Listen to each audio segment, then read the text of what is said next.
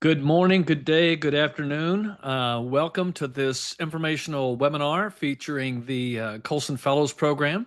My name is Michael Craven. I am the Vice President at the Colson Center and Dean of the Colson Fellows Program. With me on screen is Brooke Colon. Brooke is the Director of the Colson Fellows Program. She oversees the Colson Fellows team, our staff, and the day-to-day operation of the program, and one of the folks with whom you'd be most directly interacting as you go through the program this year. I say good morning, good day, good afternoon because we are reaching people all across the world. We have 209 locations across North America. We have 13 international locations in 9 countries, excuse me. So we have a wide variety of folks who are joining us today from various parts of the world and at various times. So with me on screen, as I mentioned, is Brooke Colon. And what we're going to do today is walk you through a very brief overview of the program, hopefully give you some insight and understanding of what it is, what it isn't, what it involves, what the commitment is. And then we'll have some time at the end of the presentation for some questions and answers. And to that end, Brooke is going to explain how you can participate in the Q&A portion. So Brooke, if you would. Hi, everyone. We are so glad that you're here. If you hover at the bottom of your screen, you will see an option that says Q&A. Click that box once, a screen will pop up, and you can type your questions in there. So with that, I will turn it back over to Michael. Thank you, Brooke.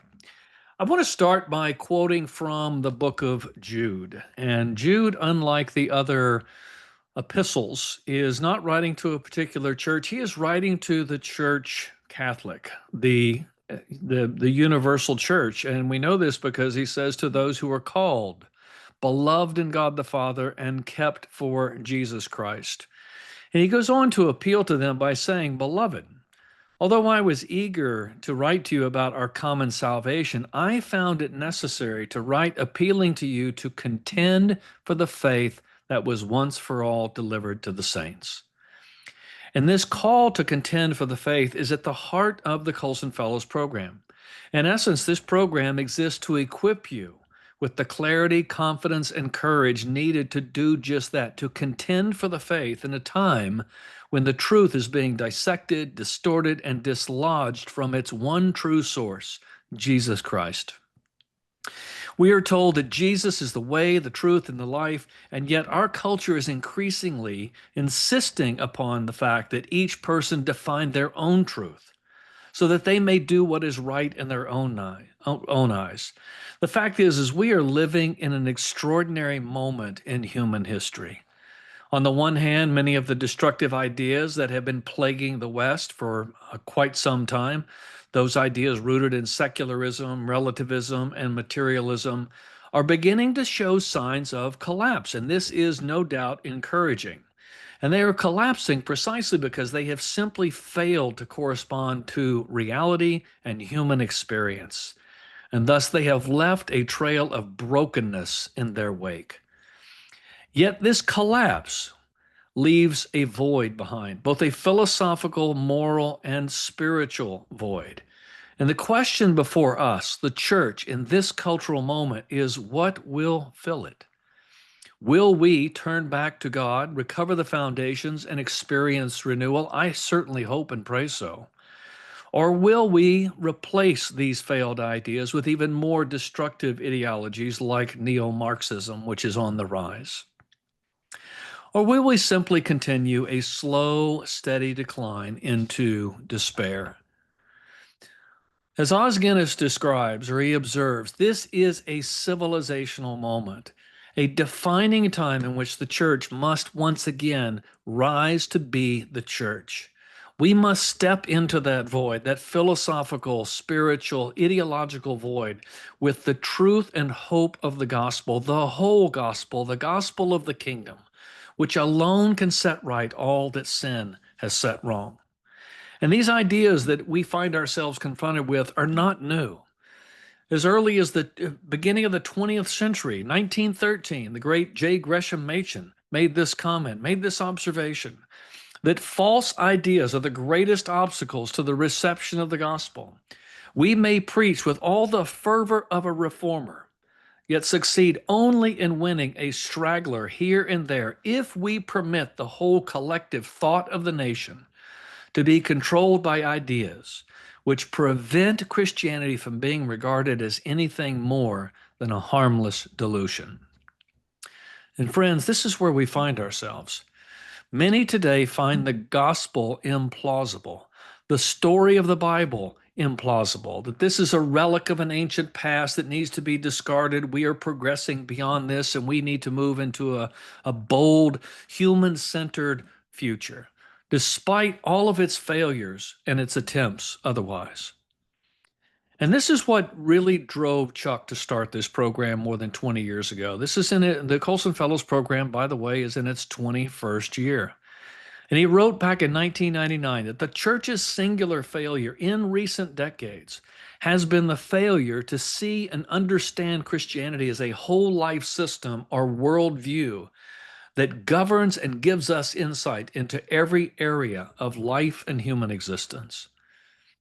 And this failure that Chuck is mentioning, it's easy to look at our culture and come to the conclusion that perhaps we are suffering from a secular occupation. But the more accurate explanation is not that we are suffering from a secular occupation, but perhaps from the great Christian evacuation. We have privatized the Christian faith, we have withdrawn from the culture, and in the wake of the void created by the church, we have allowed these false ideas, these false narratives that stand in opposition to the truth to gain a foothold and become the consensus worldview in the West. And this concern is what drove Chuck to build the following program, the Colson Fellows Program. One, to equip Christians to, again, understand Christianity as much more than a private experience, but as the only true explanation of all reality. Two, to equip you and I to winsomely, emphasis on winsomely, expose those false pretensions that keep people from a knowledge of God. And I would add, guard ourselves against these false pretensions. And finally, to help Christians learn how to bear witness to the gospel of the kingdom, the full gospel, by rediscovering our part in the redemption of all things, that we are reconciled to become reconcilers in this world. So let's talk a little bit about what you're going to learn, what we're going to focus on.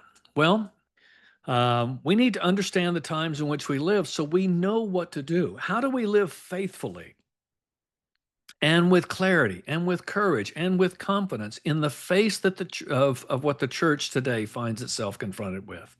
The confusion, moral confusion, and otherwise theological confusion that we find ourselves confronted with. Well, we're going to study worldview as wisdom, and I emphasize that latter part, as wisdom. We're not going to study worldview as a polemic. In other words, we're not here to equip Christians with a set of arguments that they can wield as weapons in order to win debates. That's what I mean by a polemic. We're going to study worldview as the Bible describes it. While the Bible does not use the word worldview, its equivalent is this word wisdom. Because wisdom, according to the biblical writers, was really understanding how to be a human well. And the key to being a human well was understanding the creational order of everything. How are we to live in right relationship with God and subsequently experience a right relationship with ourselves, others, and creation? The result of that is often referred to as worldview, but again, the Bible calls it wisdom. And so we're going to study worldview as wisdom. And armed with this wisdom, you will then have the ability, this understanding that gives you the ability to analyze issues, ideas, all that are happening around you that you find yourself confronted with, both inside the church, outside the church, and accurately, effectively discern God's truth, beauty, and goodness from a distinctly theological perspective. What the Bible says and what the Bible teaches. And you will then not only know why God's truth is both true, but you will why it's true, but you will also understand why God's truth is also good. It's good for us and it's good for the world. And we need to understand the teleology of God's law as well as the ontology, the being of it. We need to look at these cultural flashpoints, these issues with which we find ourselves confronted almost every day that largely center on the distortion of what it means to be human or identity. LGBTQ issues, much of these things have less to do with sexual morality today than they do with who am I? Am I a created being or am I a self constructed being? And this is undermining what it means to be human, and the implications of that are proving to be devastating to both individuals and ultimately to society itself. And armed with this wisdom, this worldview knowledge, this biblical wisdom, you will then know how to navigate all of life from a consciously and thoughtfully Christian perspective. The Bible teaches us how to live in right relationship to everything around us because God has designed it to function and operate in a certain way. We need to know that way. And we're going to ground all of this study in God's story, the biblical story. And I preface that by saying, quoting from Alistair McIntyre, who says, I can only answer the question, what am I to do? If I can answer the prior question of what story or stories do I find myself a part. And this is really critical in our day because you see, we tend to be living in a truncated story. We have reduced the Bible to something less than it actually is. If we're honest with ourselves, we find that we are starting the story more often than not at the fall. You're a sinner. And we end the story with redemption. Jesus coming, dying on the cross to obtain for me and for you salvation. Jesus saves. And that is an important element of the story, absolutely positively, and I do not want to diminish that. We are sinners and Jesus does save, and there is no hope apart from Jesus Christ. However, that is part of a much larger story. And in the absence of understanding that larger story, we find ourselves deprived of some essential understanding that is essential to being fully human and fully faithful in the world the Lord has placed us in, because He has chosen our time and our place. He has set our boundaries and our times. So you and I are not here by accident. We are here on purpose. And we are created with an identity. We are made in the image of God. And if we cut that chapter off, we lose that which is essential to being human. We lose that which is foundational to establishing human dignity. And again, the consequences of that are devastating and have proven to be devastating. We also lose a sense of our purpose. Why did God create us? What did He create us to do? And what does our salvation return us to, restore us to? And of course, we're going to work through the fall. We have to understand the impact of the fall, man's rebellion against God, the resulting sin, corruption of God's good creation, and death coming into the world. And then reconciliation. What exactly did Jesus accomplish on the cross? Because it's even bigger than our individual salvation. It extends to the entire cosmos. Jesus Christ is making all things new. And that takes us into that fourth and final chapter, which really helps us recover our sense of purpose and duty and responsibility to a broken world. And this is where we rediscover our calling, our restored identity, our restored purpose. Remember, Jesus condenses the whole Christian faith on these two things: love the Lord your God with all your heart, mind, soul, and strength. And the second, just like it, love your neighbor as yourself. We must ask ourselves, is it possible to truly love our neighbors while remaining indifferent to the world around them, the ideas, philosophies, policies, issues that confront them and do them harm, do harm to human beings made in the image of God? That would be the opposite of love. That indifference would be the opposite of love. We cannot stand silent in the face of such offense. Now, who are these Colson fellows? Well, I would imagine they are very much like you. They are Christians from every walk of life who are deeply committed, deeply determined to live faithfully and with courage in our post-Christian culture. So let's talk a little bit about the program details, what you can expect. The course begins August 1st, so we are getting very, very close. So if you are thinking about applying, I would encourage you to do so today, to reserve your spot and give us the time to properly process your application. You will then be invited to enroll in the program upon the acceptance of your application. But we need a little time to do that. So the clock is ticking. The program will continue through May of next year. You will finish sometime around mid-May, depending upon your last cohort meeting, and I'll explain that in a minute. You're going to follow a very carefully curated curriculum that will include books, live speakers, videos, daily devotionals, articles, essays, culminating in monthly discussions with your peers in those monthly cohort meetings that will start in August. We have designed the curriculum to incorporate a variety of learning styles. We all don't learn the same way. There are 7 identifiable learning styles. We've tried to incorporate curricula and media that appeal to all those, that reach all of those. It's built around 4 quarters, beginning with worldview. We've got to understand what worldview is. We've got to recognize that every single person on this planet has a worldview, whether they realize it or not.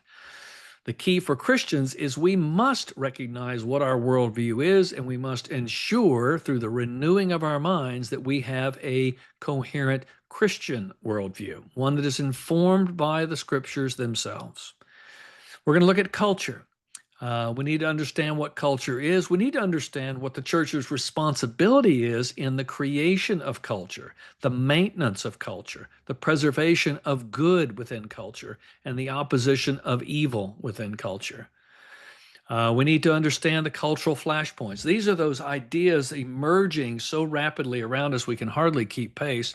And these are those things that at the end of the day are really about disrupting God's creational order, redefining reality in a way that distinguishes itself or differs from God's interpretation of his creation. And finally, we're going to examine application. This is more than just a study exercise or an exercise in ideas. We're really going to help you think about your own calling, giving your unique gifts, your specific sphere of influence, whether that be large or small. Both are valuable in the kingdom of God, and we need to examine that, and then come to that place where we really and earnestly mean, um, here I am, Lord, send me. We want to be used, and he will reveal to us what our purpose and what our plan is, what your purpose and your plan is. You're going to do this primarily through an online learning platform, digital platform that you will access online, and it will lead you step by step, day by day through the curriculum. You will be presented with assignments. You'll be presented with questions in response to the completion of those assignments, your own reflections upon what you've been learning, studying, reading, watching, etc. And it just follows you through step by step or leads you through step by step. And that's the key to the program, to keep pace, is to just log in every day and keep pace with your assignments. You're going to interact with and understand how we at the Colson Center produce Breakpoint, which is our worldview analysis of various issues with which we find ourselves confronted to help you, the Christian, understand how we ought to think or what we ought to think about this or that issue. And that's its goal, is to give you immediate answers to urgent questions about what to think from a consciously Christian perspective. The Colson Fellows Program is going to equip you with that same skill so you can analyze issues and events around you and discern for yourself, again, what is true, what is good, and what is beautiful as defined by God himself. Twice each month, you're going to be invited to live webinars. Those meet on a Friday, again, twice each month at noon. If you can't make the live presentation of the webinar, you are at liberty to watch the recordings. And with nearly 1,900 students, it's not always easy to get your questions in and answered. So you can watch the recordings. Oftentimes, these webinars will include not only leading thinkers from around the world through that are consciously, deliberately Christian, and bring that Christian thought to bear on the issues with which we find ourselves confronted. But you're also going to hear from some of the authors that you'll actually be reading this year. So that's always a helpful exercise to hear directly from the author their own thesis, thoughts, and reasons for writing the book that they did. And then once each month, you will gather in your monthly cohort meeting, either through one of our regional cohorts. Again, we have 76 locations across North America, 13 international locations. We have an additional 123 church affiliates. For those of you who may be on here for the church affiliate program. So over 200 locations across the United States. If you're not near one of those locations or you're not a member of one of our church affiliates, then you can participate in one of our online cohorts.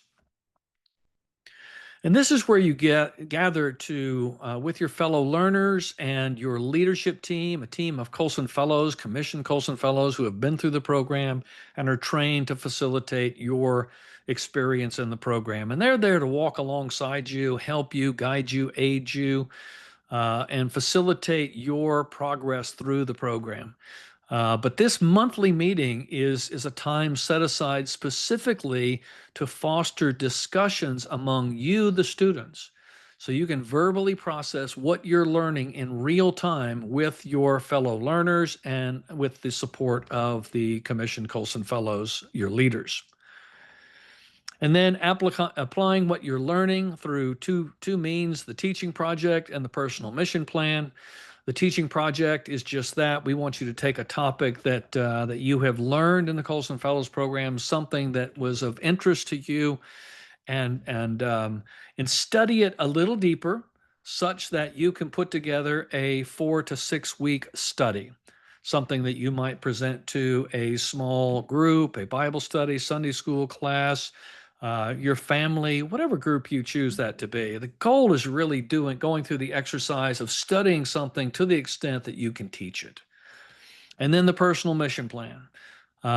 This is not just a thinking program. This is also a doing program. All of our knowledge, education, study should lead to action, right? It should compel us to do something in faithful obedience to Christ and to do it in excellence. And so we want to help you think through your personal calling and what is it that the Lord may be calling you to do? What is it that burdens him that he now shares with you? And you take up that burden by faith, relying on his grace to lead you and guide you and serve him. This is this year's reading list. These are the books that we will be reading. There are 12 scheduled. Some of these you may recognize, classics such as Mere Christianity. Yes, we're going to read that. Many of you have probably already read that. I would argue you cannot read that book enough. I think I've read it 13 times and I learn something every single time I read it. But to read it in community is a whole nother level of understanding, and I think you'll find that incredibly helpful. Knowing God by J.I. Packer, just laying a really solid foundation in biblical theology. What is it that we as Christians believe? What is that whole story? You may recall the late Francis Schaeffer once said that Christians today understand the particulars, but they don't understand how the particulars relate to the whole. That's where theology comes in. So this is where you'll find Knowing God to be a very helpful resource, is laying that theological matrix out so you can understand the particulars and where they fit in the story. More importantly, where you fit in the story. And then we're going to delve into some relevant current topics, such as progressivism or liberalism that is infecting the church, which is really nothing more than apostasy and false teaching. And so we need to understand how to recognize that. So Alyssa Childers' book, Another Gospel, is really helpful there. Strange New World by Carl Trueman. I mentioned earlier that one of the great issues we are facing in contemporary culture is this distortion of what it means to be human identity. What is the grounding of human identity? Again, are we created in the image of God, which has proven to be the most successful grounding of human identity in terms of establishing dignity for the human person? Or are we instead, as some suggest today, our own constructions? Have we made ourselves, or do we make ourselves? Of course, Chuck's book, How Now Shall We Live, which is a core element of our curriculum at really understanding worldview. How do we think theologically about the world around us? How do we analyze and interpret the world around us from a deeply and consciously theological perspective? This is some of our faculty. Um, some of these folks you've probably recognized, the great Oz Guinness, longtime faculty member Johnny Erickson Tata. You'll hear from these folks. Alyssa Childers, I mentioned her book. We're going to delve into the issues of race and tribalism that seem to be dividing us as a nation and unfortunately even as a church. So we've invited Monique Duson and Krista Bontrager from the Center for Biblical Unity to join us and share some of their insights that I think you'll find refreshing. Of course, our own John Stonestreet, who is the president of the Colson Center. Many of you are probably Breakpoint listeners or readers. So John will be joining us. You'll hear a lot from John. Dr. Glenn Sunshine is my counterpart in a product we call the Beardos, which is a monthly gathering in which we invite any and all questions from our Colson Fellows in training, and we have the courage to take on those questions. So we will answer anything and everything that is thrown at us, or at least we will try. Carl Trueman, I mentioned his book that really delves deeply into this confusion over identity and how we got here. Carl will be one of our speakers that you'll hear from. So how do you attend the program? Well, there's two primary ways. I will mention a third that's not relevant to this presentation, but the two primary ways are regional cohorts or online cohorts. And the distinction is this: regional cohorts are live, local learning communities. You gather in person where you process, review, discuss, and put into practice what you're learning with your fellow learners and cohort leaders. Online cohorts offer the same dynamic interaction. Again, this is student-centered. This is for you to really verbally process what you're learning. Online cohorts offer that same interactive opportunity and support, but in an entirely virtual setting. The third option, and some of you may have found your way into this presentation, and you're here on behalf of a church affiliate. And there are some differences in that program, and I will point them out as we get to those key points here a little bit later. This is a list of our regional cohorts in the United States. And then I've also included the 9 international locations you see there, 9 international countries. We have 13 locations, I'm sorry. And when you go on to apply to the Colson Fellows program at colsonfellows.org, you will be presented with a drop-down menu to choose your regional cohort, online cohort, or international cohort, depending upon which one is relevant to you. So you choose the one that you want to participate in. If you don't happen to live near a regional cohort, then again, you have the online cohorts available to you. And those are organized across all 4 U.S. time zones: Eastern, Central, Mountain, and Pacific. So you can choose one that corresponds best to your schedule. The culminating event of each year is the Colson Center National Conference that is held after the first weekend after Memorial Day. This is the scene of the National Commissioning Service on that Sunday, preceded by the conference Friday and Saturday, which has a different theme every year. This past year, it was held in Louisville, Kentucky. We had about 2,400 people in attendance. The majority of those were Colson Fellows, either to be commissioned or alumni. Next year in 2026, that conference will be hosted in Knoxville, Tennessee, and you'll get more information about that. That is not a required, your attendance is not required as part of the Colson Fellows program, but you are offered some financial incentives to participate in that if you can. And one of the things that you will hear is once a Colson Fellow, always a Colson Fellow. This is not the end, it is a beginning. That's why we call it a commissioning and not a graduation. You are commissioned. And as such, upon commissioning, you are automatically joined into the Association of Colson Fellows, of which there are now 6,000 plus. And you will find that we will continue to resource you, offer you opportunities for ongoing training, education, participation in local, regional, national events, online, physically, etc. So you can live a commissioned life as we are all called to do. And that is a lifelong contribution that is just part and parcel of being a Colson Fellow. There's no cost to be a member of the Association of Colson Fellows. It's just what you become. Cost, tuition is $900. That works out to about $3.30 per day.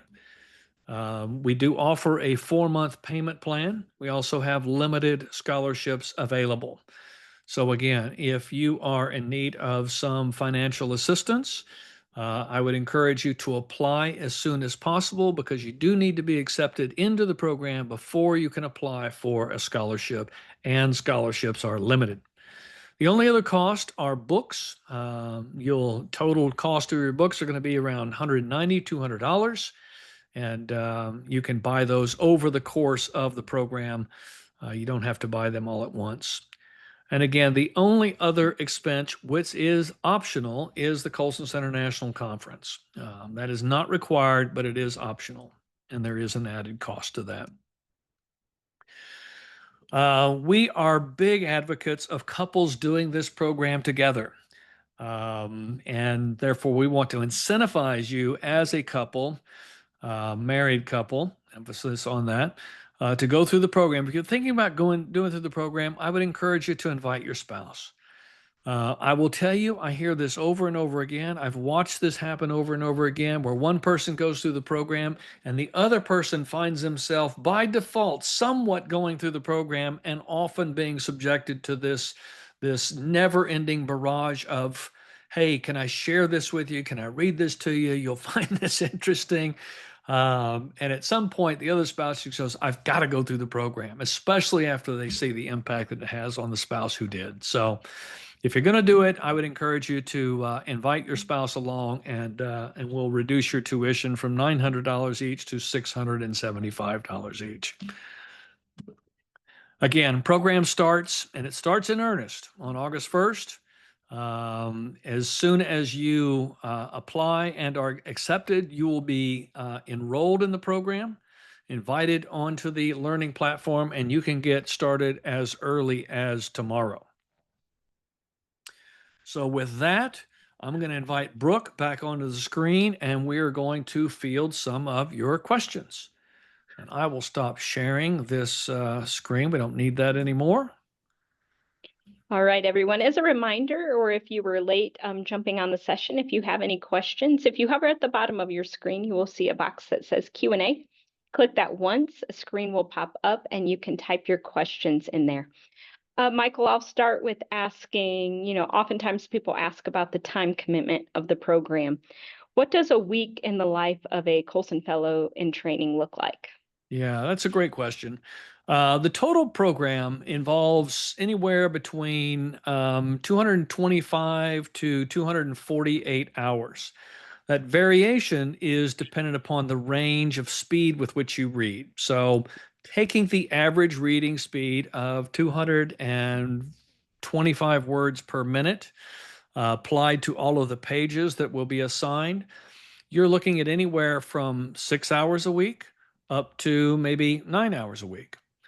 However, I would emphasize that that is not necessarily a net addition to your schedule. For example, we assume that as a person who is self-selecting to enter this program, to make this kind of commitment to their own spiritual formation, that you're probably already involved in some sort of daily devotional practice.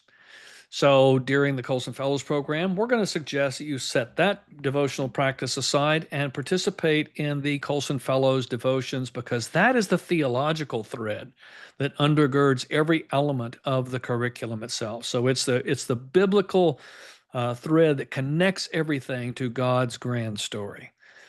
So that right there is anywhere from 3 hours a week to 4 hours a week. Secondly, we assume that if you are choosing to participate in a program like this, you are already involved in some sort of self-curated reading. In other words, you are reading some sort of nonfiction Christian book work at any given time. Well, we're going to suggest you set all of that privately curated reading aside and subscribe to, and believe me, you won't have time to read anything else. I can promise you that. So again, it's just going to supplant some of the time that you're already spending. That's right. So again, 6 to 9 hours. And we talked a little bit about the cohort meetings, and we encourage people to try to miss no more than 2 meetings, just because this program is so relational. You're discussing the content and you're developing relationships with others in your cohort, either in person in a regional cohort or an online setting. Michael, could you share a little bit more about that? Yeah, you because the cohort meetings are so vital to the process. Again, this is a multifaceted, multimedia experience. It's not just read this material and learn. It incorporates a whole host of elements that have a pedagogical purpose, an educational purpose.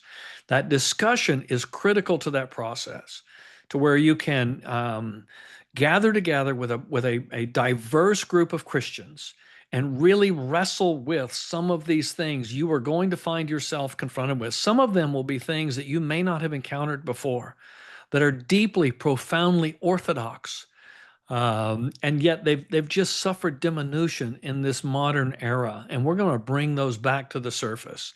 So you're going to find yourself challenged in ways that perhaps you've never been challenged before. So you get to work out those challenges in community, with people that care about you, people that love you, people that share a common passion to grow in their knowledge and understanding of the Lord their God who has saved them.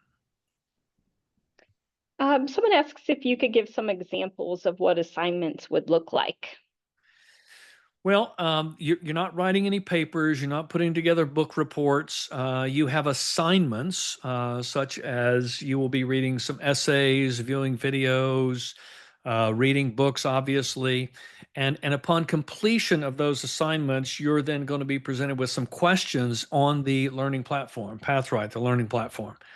And we want to challenge you to think about key elements that we're hoping to extract from that material. What is it that we want you to learn? So we're going to challenge you to with some questions, and you just respond to those questions in the online learning platform. And someone asks about purchasing books. You can purchase books from the seller of your choice in the format of your choice. And again, the program runs August through May with content in Pathright through April, and then you discuss it in your May meeting. Someone asks, I think I saw mention of a discount for homeschooling parent, but don't see it on the slide. Is this still available, and is it for both parents or just one? Yes, we have an educator's discount. It is for the educator. You would be better off taking advantage of the married discount, because the educator's discount is 25%. And someone is asking if we run kind of like 2 semesters, fall and spring semester. Well, ours is actually broken down into 4 quarters. It does follow the academic year, the traditional academic year. So again, we're starting August 1st and we're wrapping up in May of next year. And you do get a little bit of a break over the holidays. That's right. We do give you a little bit of a breather. Those are all the questions we have.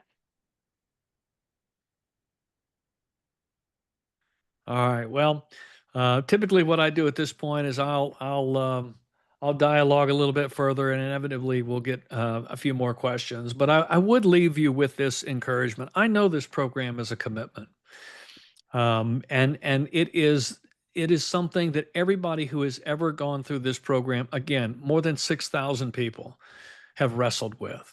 Do I have the time? Can I justify this? I will tell you what they've all discovered is I found the time because what I invested in was far more important than many of the other things I was spending my time on. And they describe this program as transformational. This is the word that we hear more often than not. I've sat with men and women in their 60s and 70s who have been walking with the Lord all their lives, who are weeping and asking, "How come I have never heard these things? How come I have never been taught these things?" And what causes them to weep is it edifies their faith, it thickens their faith, it grounds them in this larger story of creation, fall, redemption, and restoration, and in some sense helps them fully discover their part in God's story. And it becomes our stories get smaller and the Lord's story gets bigger. And that's the way it is meant to be. Our life is in Christ. And that's where this abundance is found, this relational abundance. It's this new life in Christ. And if we're not careful, in the modern evangelical mindset, we've sort of imbibed on this idea that we've invited Jesus into our lives. And I understand the sentiment, the personal sentiment of our salvation. Our salvation is deeply, profoundly personal, but it was never intended to remain private. And the reality is we're not inviting Jesus into our lives. He is inviting us into his. It's much bigger than our lives. And I think that's what that's what we see, and that's what we're aiming to do, is to really ground you in this larger story of which you are a part. So you can answer that question I mentioned earlier. What am I to do? Especially in the face of a culture that seems to be going crazy. We do have a few more questions. Someone asks, are non-Christian faiths allowed to participate based on the application process? It seems for professing Christians, and this individual also asks, why might someone be rejected from the program? This is a program that is for professing Christians, and that is for their sake and more specifically for the sake of the other participants. This is not an evangelistic program. This is a discipleship program. So if one is interested in becoming and being a disciple of Jesus Christ, this program is for you, and that requires that you be a professing Christian. The reason why somebody might be rejected, which is pretty rare to be quite honest, the only reason I will tell you, we had an application from a man that was a member of the Church of Latter-day Saints. And we had a wonderful conversation distinguishing between the doctrines of Mormonism and the doctrines of historic Orthodox Christianity. And for those reasons, it was explained to him that he could not participate in the program, which he received graciously and continues to read Breakpoint. And our prayer is that one day he becomes a follower of Jesus. Um, Another reason why someone might, and rejected is really not the right word, might elect not to proceed in enrolling in the program. On the application, we'll ask a couple of pointed questions, such as list the last 5 books you've read and share your testimony. And if someone is not a reader, if that's not what they're interested in doing, we're going to have a conversation with them and explain, look, there's a lot of reading in this program. You're going to read 12 books over the next 10 months, 9 months. And sometimes they'll say, oh, I didn't realize there was that much reading. I was not looking for something that was that academic. I thought this was just sort of a Bible study. It's an academically rigorous program, and when I say that, I don't want that to scare you. That doesn't mean that it is only for those that have academic credentials. By all means, no. This is for every Christian who has the mind of Christ and seeks to follow Paul's admonition to be transformed by the renewing of their mind. And implied in that is we've got to commit to some sort of activity, exercise, by implication, education, where we experience that renewal of the mind that in both involves our effort, but the Holy Spirit's guidance. Someone says, I'm very interested in the end times. Will that be part of the curriculum? Well, if you're talking about particular eschatological viewpoints, of which there are four historic eschatological viewpoints that are orthodox and held across the church and throughout its history, we're not going to get into particular eschatological viewpoints. Will we talk about the future to which all of human history is headed? Absolutely, positively. But we're not going to get caught up in the manner and means by which that happens. We're going to focus on that thing which all denominations, all traditions agree is that there is a resurrection and there is a life eternal in the unification of heaven and earth. And so we will talk about those things. And those are all of the questions that we have. All right. Well, again, it is July 17th. The program starts in earnest, as I said, August 1st. So if you are considering, I would encourage you to apply as soon as you get off this webinar and at least get that application in process so you give us time to get you accurately and effectively onboarded and in the right location and get you set up so you're ready to start and start well. So and if you have any other questions, you can always email us at colsonfellows@colsoncenter.org, and we'll be happy to take further questions and even schedule a time to talk to you. So um, I do pray that you will pray and go before the Lord and ask, why have you brought me here? Why have you brought this Colson Fellows opportunity to my attention, Lord? What would you have me do with it? And how can I trust you in moving forward in it? So, with that, God bless you. Thank you for joining us. And we hope to see you in the program and eventually meet you. And as you join another 1,900 of your brothers and sisters who are on the same journey. So, with that, thank you and God bless. Take care.